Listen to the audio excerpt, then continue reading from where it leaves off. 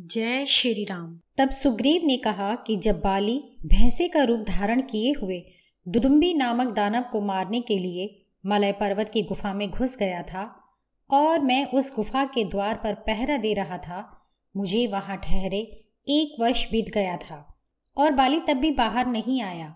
उसके बाद रक्त की ऐसी धार निकली कि गुफा रक्त से भर गई। उसको देख मैंने अनुमान लगाया कि भाई बाली मारा गया है। तब मैंने एक पर्वताकार शिला से गुफा के द्वार को बंद कर दिया, इसलिए कि यदि दानव बाहर निकलना चाहेगा तो निकल न सकेगा और उसी में मर जाएगा। मैं किष्किंधा चला आया। फिर मैं बहुत बड़ा राज्य प्राप्त कर तारा और रूमा तथा अपने मित्र के साथ समस्त चिंताओं को छोड़ रहने लगा। इसी बीच बाली उस दानव को मारकर किष्किंधा लौट आया। तब मैंने बाली के बड़प्पन का विचार कर और उससे भयभीत हो राज सिंहासन उसको दे दिया, किंतु बाली मुझे मार डालने के लिए मेरे ऊपर दौड़ा। तब मैं अपने मंत्रियों के साथ भागा। तब बाली ने मेरे मंत्रियों सहित मेरा पीछा किया। मैंने भागते भागते रास्ते में विविध नदियां, वन और नगर देखे। उस समय से यह पृथ्वी मेरे लिए दर्पण की तरह हो गई है। प्रथम मैं पूर्व दिशा में गया और वहां विविध प्रकार के पेड़, पर्वत, नदी आदि देखे। मैं भाग रहा था। बाली भी बड़ी तेजी से मेरा पीछा कर रहा था। तब मैं पूर्व दिशा को त्याग दक्षिण दिशा में चला गया।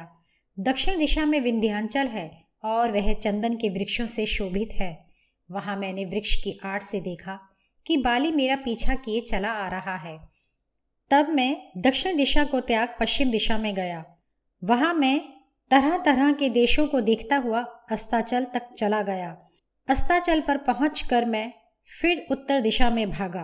उत्तर दिशा में हिमालय, मेरू और समुद्र तक गया।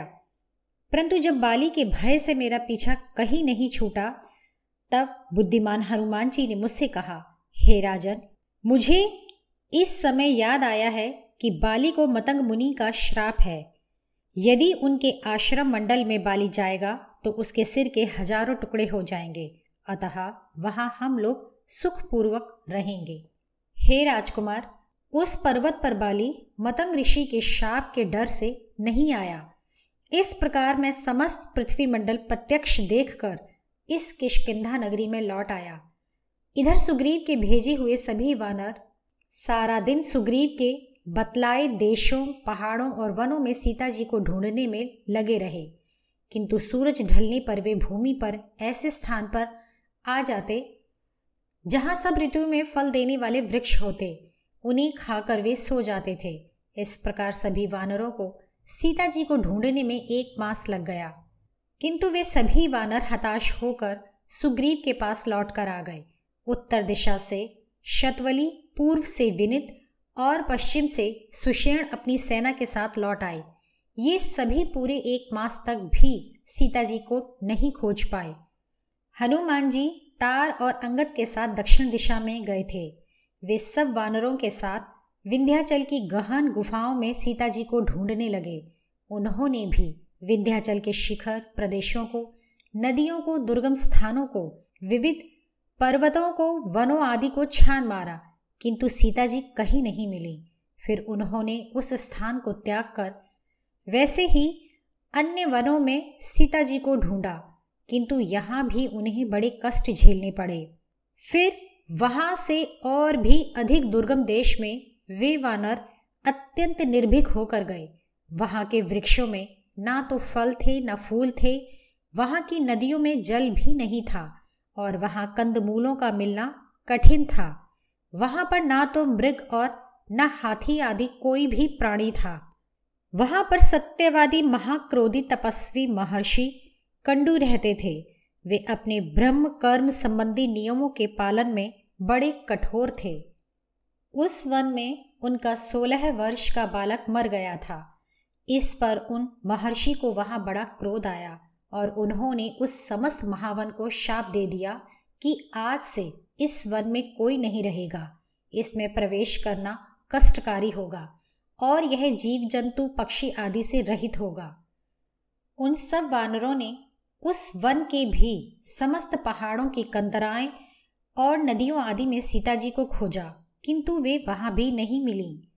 फिर अंगद थक कर समस्त वानरों को समझा बुझा कर कहने लगे, हम लोगों ने बड़े बड़े सघन वन, पर्वत, नदी, दुर्गम स्थान, घाटी आदि जगहों में सीता जी को भली भांति ढूंढा, किंतु वह नहीं मिली और ना ही रावण का पता चला। खोजते खोजते समय भी बहुत व्यतीत हो गया और इधर सुग्रीव की आज्ञा भी बड़ी कठोर है, अतः आप सब मिलकर पुनः खोजिए। मैंने जो कहा है सो तुम सब की भलाई के लिए ही कहा है। यदि तुम्हें पसंद आए तो उसके अनुसार कार्य करो, यदि जो तुम्हें उचित लगे वह मुझे बतलाओ। अंगद के इन वचनों को सुनकर गंधमादन नामक वानर, जो बहुत थका हुआ था और प्यास से विकल था, कहने लगा, हे भाइयों, अंगद ने जो कुछ कहा है वह निश्चय ही सही है। आओ हम लोग फिर से पहाड़, गुफाएं, वन, घाटी आदि समस्त स्थानों पर पुनः खोजें।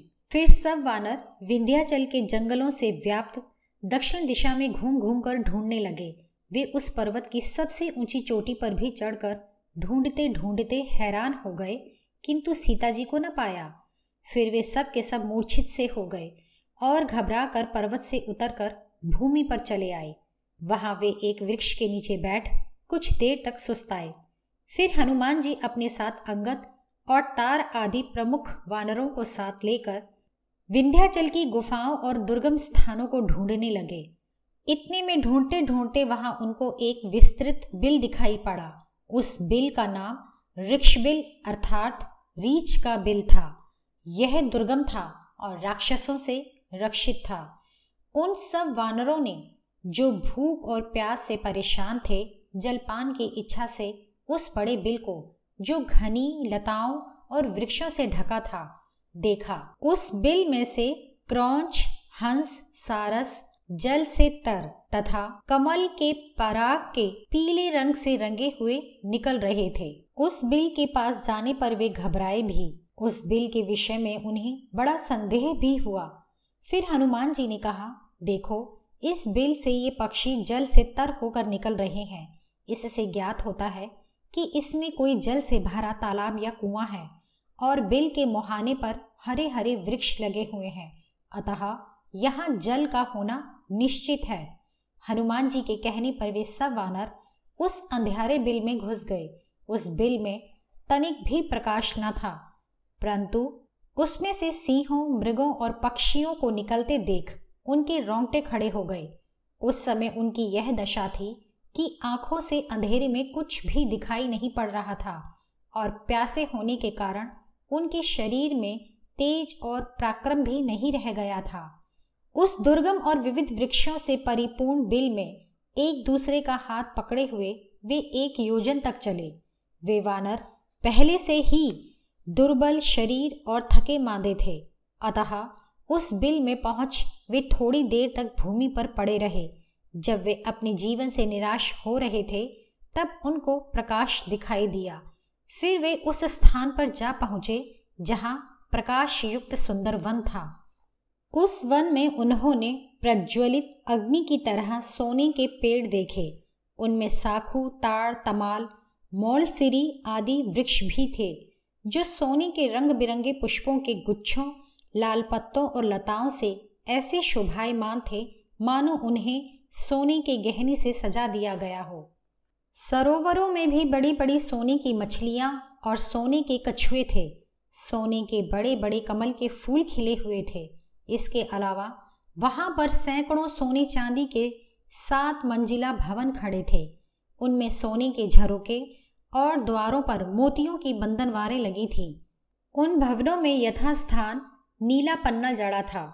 बहुमूल्य सवारियां भी चारों ओर खड़ी दिखाई दे रही थीं। अगार और दिव्य चंदनों का ढेर लगा था। बड़े मूल्यवान पेय पदार्थ और रसीले फल रखे थे। चारों ओर देखने के बाद उन वानरों ने पास ही एक तपस्विनी स्त्री को देखा, जो काले मृग का चर्म धारण किए हुए थी और बड़ी तेजस्विनी थी। वे सभी उसे देख विस्मित हो दूर खड़े हो गए। तुरंत हनुमान जी ने उससे पूछा कि तुम कौन हो और यह बिल किसका है और इन रत्नों और स्वर्ण की ढेरियों का मालिक कौन है। फिर हनुमान जी ने उस स्त्री से कहा कि हम सब थके मांदे, भूखे प्यासे और सब प्रकार से खिन्न होकर सहसा इस अंधकारपूर्ण बिल में चले आए हैं। यहाँ सब कुछ स्वर्णमय है। क्या ये सब चमत्कार आपके तप प्रभाव का है अथवा किसी अन्य का? अतः आप हमें इसका समस्त वृतांत बतलाइए। जब हनुमान जी ने इस प्रकार पूछा तब वह तापसी उत्तर देती हुई बोली, महातेजस्वी मय नाम का एक मायावी दानव था। उसने ही यह सब स्वर्णमय वन अपनी माया के बल से बनाया है। पहले यह दानव मुख्य दानवों का शिल्पी था, जिसने यह स्वर्णमय दिव्य भवन बनाया है। उसने महावन में 1000 वर्ष तप कर पितामह ब्रह्मा जी से यह वर पाया कि शिल्प विद्या संबंधी जो विद्या शुक्राचार्य ने बनाई है उसका समस्त ज्ञान उसको हो। वह महाबली इस वन को बना यहाँ की समस्त भोग्य वस्तुओं का स्वामी हो गया। वह इस वन में कुछ दिनों तक सुखपूर्वक रहा। फिर वह हेमा नामक एक अप्सरा पर आसक्त हो गया। तब इंद्र ने युद्ध में अपने वज्र से उसको मार डाला। तब ब्रह्मा जी ने यह उत्तम वन हेमा को दे डाला। यहाँ के पदार्थों का उपभोग करने की आज्ञा और यह स्वर्णमय भवन भी हेमा को दे दिया। मैं मेरु सावर्णों की बेटी स्वयं प्रभा हूँ। मैं हेमा के इस भवन की रखवाली किया करती हूँ। अब तुम बताओ कि तुम किस कारणवश इस वन में आए हो। इस दुर्गम वन को तुमने किस प्रकार देखा? तुम सब लोग इन खाने पीने योग्य पदार्थों को खा पी कर अपने यहाँ आने का समस्त वृतांत मुझसे कहो। जब वे सब पराक्रमी वानर श्रेष्ठ खा पी कर विश्राम कर चुके तब हनुमान जी ने सारा वृतांत ज्यों का त्यों सुना दिया। किस प्रकार सुग्रीव की आज्ञा से सीता जी और रावण को खोजने आए हैं और किस प्रकार भूखे प्यासे इस बिल में आए। फिर हनुमान जी कहने लगे, तुमने हम सब वानरों को फल मूल खाने को दिए, भूख और प्यास से मरते हुए हम लोगों की जान बचा ली। अब बतलाओ इसके बदले में हम सब वानर तुम्हारा क्या प्रत्युपकार करें। हनुमान जी के ऐसा कहने पर स्वयं प्रभा ने कहा, मैं तुम सब वानरों से संतुष्ट हूँ। मैं वहाँ धर्मानुष्ठान कर रही हूँ। मुझे किसी से कुछ नहीं चाहिए। तपस्विनी के वचन सुन हनुमान जी ने उससे कहा, हे धर्मचारिणी, हम सब तेरी शरण हैं। महात्मा सुग्रीव ने हमारे लिए जो अवधि बांध दी थी वह इस बिल में रहते रहते ही बीत गई। सो आप शीघ्रतापूर्वक हम सबको इस बिल से बाहर पहुंचा दीजिए। हमको बड़ा भारी काम करना था। वह काम हम यहाँ रहने के कारण नहीं कर सकते। हनुमान जी के इस प्रकार कहने पर तापसी ने कहा, इस बिल में जो घुस आता है उसका जीवित यहाँ से लौटना कठिन है। फिर भी मैं अपनी तपस्या के प्रभाव से तुम सब वानरों को इस बिल के बाहर निकाल दूंगी। तुम सभी वानर अपने नेत्र बंद कर लो, क्योंकि बिना नेत्र बंद किए इस बिल से कोई बाहर नहीं निकल सकता। तब सभी वानरों ने अपनी आंखें हाथों से ढक ली। तब उस तपस्विनी ने एक पल में उन सब वानरों को बिल के बाहर पहुंचा दिया। तब वह उनको धीरज बंधाती हुई बोली कि तुम्हारा मंगल हो, मैं अब अपने भवन को जाऊंगी। यह कहकर तपस्विनी स्वयं प्रभा उस परम बिल में घुस गई। फिर सभी वानर विंध्य पर्वत की तलहटी में, जहां हरे भरे वृक्ष लगे हुए थे, बैठकर चिंतित हो सोचने लगे। बसंत ऋतु में फलने फूलने वाले वृक्षों को फूलों से लदा देख सभी वानर भयभीत हुए और आपस में यह कहने लगे कि वसंत काल आ पहुंचा है और सुग्रीव का तय किया हुआ समय भी बीत गया। फिर अंगद बड़े बूढ़े और शिष्ट वानरों से मधुर वाणी में बोले, हम सब लोग सुग्रीव की आज्ञा से 1 मास के लिए निकले थे। वह अवधि भी समाप्त हो गई और जिस कार्य के लिए हम आए हैं वह अभी तक पूरा नहीं हुआ। अतः अब हम लोग निस्संदेह मारे जाएंगे, क्योंकि कपिराज सुग्रीव की अवहेलना कर कौन सुखी हो सकता है। अतः हम सब वानरों के लिए यही उचित है कि खाना पीना छोड़ दें। सुग्रीव द्वारा मारे जाने से अच्छा है कि यहाँ भूखे प्यासे रहकर मर जाएं। सुग्रीव ने मुझे युवराज पद पर स्वयं नहीं बैठाया, बल्कि श्री राम ने मुझे नियुक्त किया है। सुग्रीव तो पहले से ही मुझे अपना बैरी माने बैठा है। फिर जब उसे यह मालूम होगा कि मैंने काम पूरा नहीं किया तो अवश्य ही मुझे बड़ी निष्ठुरता से मरवा देगा। अंगद की बातें सुनकर सभी वानर करुणापूर्ण वाणी से बोले, सुग्रीव तो उग्र स्वभाव के हैं। जब हम कार्य को पूरा किए बिना जाएंगे तब सुग्रीव श्री राम को प्रसन्न करने के लिए हमें यमलोक भेज देंगे। उन भयभीत वानरों के ये वचन सुन तार ने कहा, तुम लोग दुखी मत हो। यदि तुम लोगों की इच्छा हो तो हम सब इस बिल में फिर से जाकर बस जाएं, क्योंकि यह माया द्वारा निर्मित बिल बड़ा दुर्गम है। यहाँ बसने पर भोजन की भी चिंता नहीं करनी पड़ेगी, क्योंकि वहाँ पर अनेक फल उत्पन्न करने वाले वृक्ष हैं और पीने के लिए बहुत सा जल भी है। वहाँ रहने पर ना तो इंद्र का, ना कपिराज सुग्रीव का और ना ही श्री रामचंद्र जी का कुछ भय रहेगा। इसके अनुकूल अंगद के भी वचन सुन सब वानर उनकी बातों पर विश्वास करके बोले कि हे युवराज, आप ऐसा प्रबंध करें जिससे हम लोग मारे न जाएं। प्रभावशाली तार के इस प्रकार कहने पर हनुमान जी ने अनुमान लगाया कि सब वानर अंगद के कहने में आ गए हैं। तब हनुमान जी ने अपनी वाणी की चतुराई से वानरों में आपस में फूट डाली। जब वे आपसी फूट से अंगद से अलग हो गए तब हनुमान जी ने दंड नीति का आश्रय ले अंगद को भय दिखला कर कहा, हे तारापुत्र, तुम युद्ध करने में पिता से भी बढ़कर सामर्थ्य रखते हो और कपियों के राज सिंहासन पर अभिषिक्त होने पर तुम अपने पिता की तरह ही दृढ़ता से राज्य कर सकते हो। किंतु हे वानर श्रेष्ठ, ये वानर सदा चंचल चित्त स्वभाव के होते हैं, सो ये अपने पुत्रों और स्त्रियों को छोड़ तुम्हारे आज्ञाकारी कभी नहीं बने रहेंगे और इन समस्त वानरों के मन को तुम साम दाम दंड द्वारा सुग्रीव की ओर से कभी भी नहीं फेर सकते। और जो तुम इस बिल को अपनी रक्षा करने वाला समझ बैठे हो तो यह भी व्यर्थ ही है, क्योंकि इस गुफा को बाणों से नष्ट कर देना लक्ष्मण जी के लिए एक खेल जैसा है।